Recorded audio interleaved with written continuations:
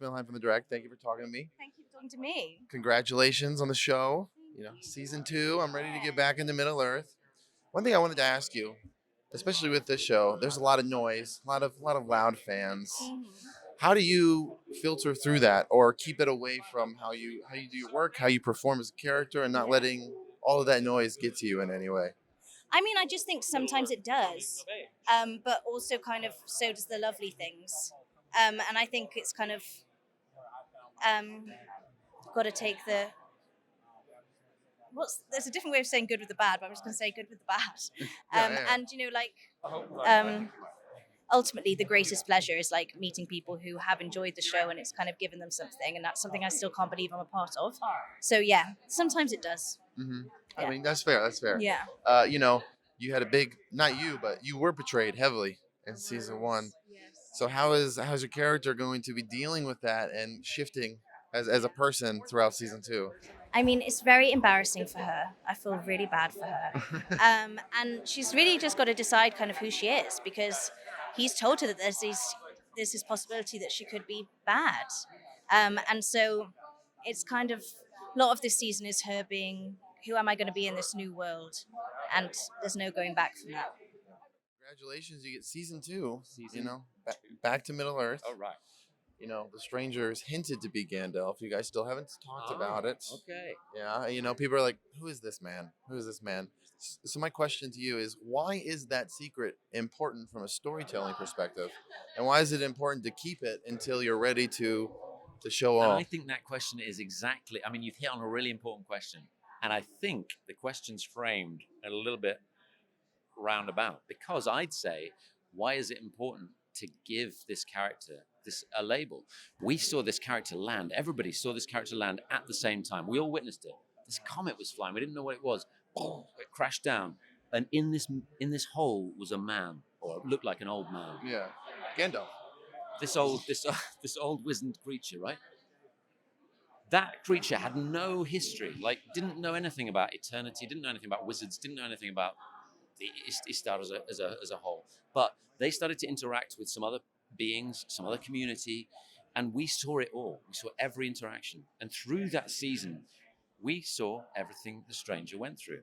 So there isn't a character in Middle-earth that we have seen in our show that we have been with from the origin, other than the stranger.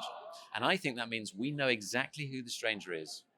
We know who they are, whether we call them this name or that name, we know them. So it's not about waiting for a reveal.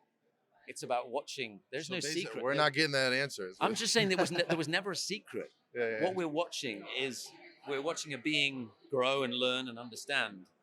And at some point that might be recognizable as somebody, and at some point it might not. And that's the journey, isn't it? Yeah. Now, Tom Bombadil is in season 2. Tom Bombadil, yeah. Do you have scenes with him? And if you do, how was that? How was working with that character and bringing him to life? So I think Variety have done a little piece, big piece, showing us some pictures of Tom, and the stranger is with him. So we know that the stranger and Tom are going to hook up at some stage. And all I'd say about that, we know some things about Tom Bombadil. We and the fans know things about Tom Bombadil. Enigmatic, whimsy, singing, all these different things, powerful. And I think for season 1, we saw the stranger trying to understand his own power and not really do a good job of it. And the people around him, the community around him, having to respond to the way in which he manifested. Yeah. In season 2, the stranger's put in that position because this other being creates maelstrom, creates madness, creates mayhem, creates whimsy, creates mischief. And the stranger has to respond. And that switch is going to be really interesting in how the stranger moves forward as a being and what he learns about himself and how he wants to progress down any particular path. Congrats, season 2. Going back to Middle Earth. We're back. And you're the big bad. So ready to piss off everybody. Yeah. How is, revealed at the end of season 1 that you're Sauron. So going into season 2, now that everyone knows, or the important players know, how is that going to affect your performance? How do you shift from there? Because you were like hiding a lot. Yeah, I think the performance, apart from the simple things of like I walk differently and I talk differently, the actual performance doesn't shift too much because it's more of a matter of perspective from the audience. Like in season 1, when Halbrand was having his Sauron moments, I was having them. It's just the camera's not there, right? Like if it's filming, if we're doing a scene, it's on you when I'm doing my Sauron. Yeah. Second season, the camera stays with me when I have those moments, and we're kind of, as the audience, we're let in on it. So yeah, it's mainly it's not so much my performance, but it's the perspective of the audience that changes it. Now, when you see when someone says Sauron, right, people are going to immediately think of the Sauron from the movies, right? That iconic look, that armor. So when are you going to put that armor on? You know, when are we going to get there? I wish I knew the answer to that question. Have you dreamed about it? Oh yeah, I mean, I haven't actually had a dream, but I think about it. I definitely think about it. I mean, there'll come a time when that decision needs to be made, right? Because we know we've got to get there. We know this show's going there eventually. Last shot of the show right there. Yeah, hopefully we get to see a bit of action of, Yeah, of you get to me use in it. that armor or whoever's in that armor. That would be really, really cool, really special. You know, how is your character going to handle, you know, the fate of your son? How is that going to affect this new season 2 you going forward? It's a good question, and it comes early, and the crux of it is that he can't mourn his son, and Earien, Isildur's sister, my daughter, is angry at the fact that he seemingly can mourn the death of the king, Miriel's father, but he can't mourn his son. And so the split between them starts to happen, which is also represented in the political split of Numenor and Earien's jealousy against the queen for what she feels is her father's attention being pushed and the decision the queen has made to go to war, which has affected everything, and she's lost her brother. Yeah. So there's quite a lot at stake. I'm sure Tolkien based Elendil on Job from the Old Testament because there's so much that he has to handle, and it's going to come down to a choice between his love of his country and his love of his daughter. Yeah. And that's an impossible choice for him to make because his love of his country or his love of his island is to do with his faith. Mm-hmm. So does he reject his faith or does he reject his daughter? Yeah. Brutal. Great answer. All right. Last question for you. I have to ask, so you voiced Ted Faro.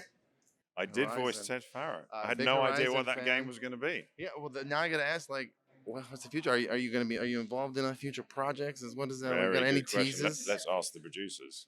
Give me a call. I'm ready. He didn't do too well by the end of it, did he? That's true. No, but he then you kind of can lost always, his mind a bit. yeah, always come back. You got There you audio go. logs. Yeah. You literally have a role forever if that franchise. Audio continues. logs. I like the idea of that. Yeah. Sounds good. Well, I'm Russ Milheim from The Direct. It's great to talk to you today. You too. I'm Charles Edwards. Congratulations, season 2. About to Season jump 2. back into Middle Earth. Yeah. I want to first ask a simple question. How integrated is Celebrimbor going to be in season 2, and how involved? Is it going to be more than season 1? Yes, considerably more. And I always knew that was going to be the case. When I got the job, they said, because they give you the job and then they tell you the part later. So they said, okay, you kind of dip your toe in season 1, season 2, it kind of all kicks off. Yeah. And that has proved to be the case. This is really the start, basically, for you. Well, it kind of is in a way. Yeah. It kind of is. We've met him, we've introduced him, we've got an essence of him, but now we see him at his most raw, I would say. Now I got to ask. Obviously, the show's about the creation of the rings, and it's going to get even deeper. Yeah. So, how is that going to affect your character's relationship with everyone around him as things start slipping downhill? Well, first thing is Gil-Galad's gonna say, "I told you so. Told you. I told you." No one's listening to me. It's like a frustrated father. It's like, you got yourself in that tree. Now get yourself out. But also, all of Middle Earth is going to have to grapple with this new technology. I hearken it to Oppenheimer, where you're like, so are we going to fuel every home in the world, or are we going to blow up the Earth? What does this Which one's the technology best do? one? Yeah. And I think that's exciting. Yeah. We're going to use this for good. We're going to use it for evil. Now, you guys used to have production in New Zealand, Yep. The original Middle Earth, but season 2 went and uprooted everything and changed locations entirely. So what was that process like, bringing Middle Earth to life in a whole new location? I mean, purely selfishly, it's where I live. So the worked commute out. was a lot better. Yeah. Like commute to New Zealand from London, pretty tough. Yeah. I imagine. I assume it still looks great. Will we be able to tell the difference, you think? No. Well, I mean, they employed, regardless of where the show is shot, Amazon employs the best people on the planet. Like it's humbling going to work. Yeah.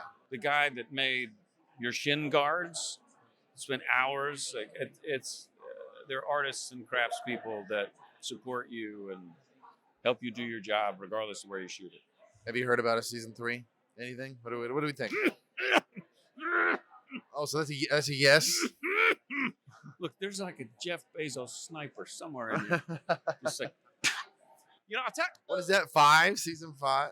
Yeah, can't tell you. Well, Can't thank tell you. Thank you again. Thank you. How much will you take from Joseph Maul's performance as Adar, or is this going to kind of be your own take on the character? Well, the showrunners and myself, we wanted to make it as seamless as possible for the audience, because you can't just have like a completely different character there.